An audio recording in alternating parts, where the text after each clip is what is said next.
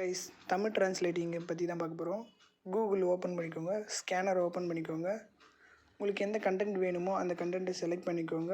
அது இமேஜிங்காக இருந்தாலும் ஓகே தான். அதை செலக்ட் பண்ணிவிட்டு அந்த கண்டென்ட் மேலே ப்ரெஸ் பண்ணிக்கோங்க. கீழே டிரான்ஸ்லேட்டர் இருக்குல்ல, அந்த டிரான்ஸ்லேட்டரை கிளிக் பண்ணுங்கள்.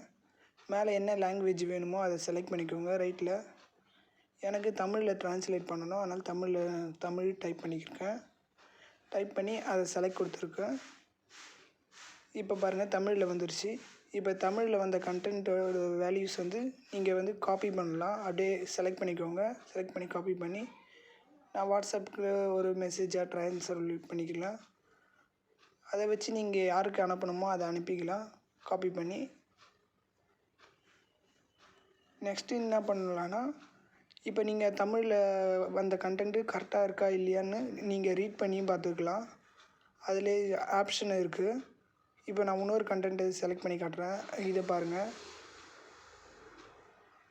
இதேமாரி செலக்ட் பண்ணிவிட்டு அதை நீங்கள் சர்ச் பண்ணியும் பார்க்கலாம். அதுக்கு ரிலேட்டடான கண்டென்ட்டும் அதில் வரும். அதையும் நீங்கள் சர்ச் பண்ணி பார்க்கலாம். ட்ரான்ஸ்லேட்டிங் மோடில் போயிட்டு இங்கே லிசன் ஒன்று இருக்குல்ல, அதை கிளிக் பண்ணிங்கன்னா ஆட்டோமேட்டிக்காக அது ரீட் பண்ணி காமிச்சிடும் அந்த கண்டென்ட்டை தமிழில் எப்படி இருக்குன்னு. இந்த கண்டென்ட் ரொம்ப நல்லாயிருக்கும்.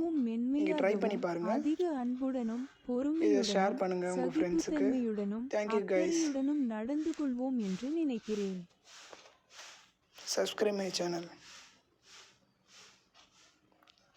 இது தமிழ் டிரான்ஸ்லேட் பண்ணுறது மட்டும் இல்லாமல் எல்லாத்துக்குமே யூஸ்ஃபுல்லாக இருக்கும். தேங்க்யூ. நாம் ஒவ்வொருவரும்